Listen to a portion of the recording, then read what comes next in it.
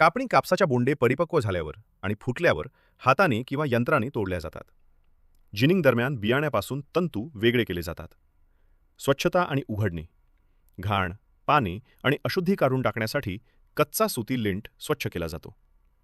सुलभ प्रक्रियेसाठी तंतू सैल केले जातात आणि उघडले जातात. कार्डिंग. तंतू कंघी करून पातळ जाळ्यात संरेखित केले जातात. एकसमान फायबर व्यवस्थेसह एक स्लिव्हर दोरीसारखा स्ट्रँड तयार करतो. रेखाचित्र एकसारखेपणा सुधारण्यासाठी एकाधिक स्लिव्हर्स एकत्र केले जातात आणि बाहेर काढले जातात. सातत्यपूर्ण जाडी आणि मजबूती सुनिश्चित करते. फिरणे. स्लिव्हर्स किंचित फिरणाऱ्या सैल स्ट्रँडमध्ये वळले जातात. सूत कताईसाठी तंतू तयार करते. स्पिनिंग. फिरते फिरते आणि फिरत्या फ्रेमवर ताणले जाते.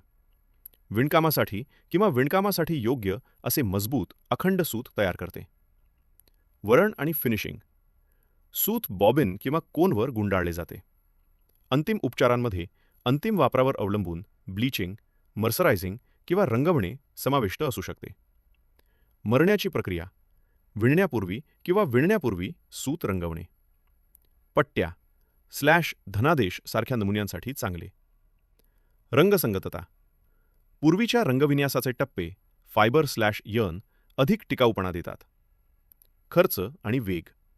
नंतरचे टप्पे फॅब्रिक / कपडे स्वस्त आणि वेगवान आहेत. टिकाऊपणा. इको रंग आणि डिजिटल पद्धती पाणी आणि रासायनिक वापर कमी करतात. वॉर्पिंग. यर्नपासून बीमपर्यंत वॉर्पिंग ही समांतर आणि तणाव नियंत्रित पद्धतीने वैयक्तिक शंकू किंवा पॅकेजेसमधून यर्न वॉर्प बीमवर हस्तांतरित करण्याची प्रक्रिया आहे. हे सुनिश्चित करते की सूत विणण्यासाठी तयार आहेत. वॉर्पिंगची उद्दिष्टे. एकसमान ताण असलेल्या धाग्यांचा समांतर पत्रक तयार करा. आवश्यक टोके आणि लांबीसह एक वॉर्प बीम तयार करा.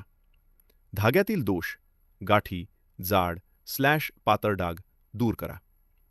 आकार किंवा रेखांकनापर्यंत गुळगुळीत प्रगती सुलभ करा. पुन्हा एकदा भेट द्या.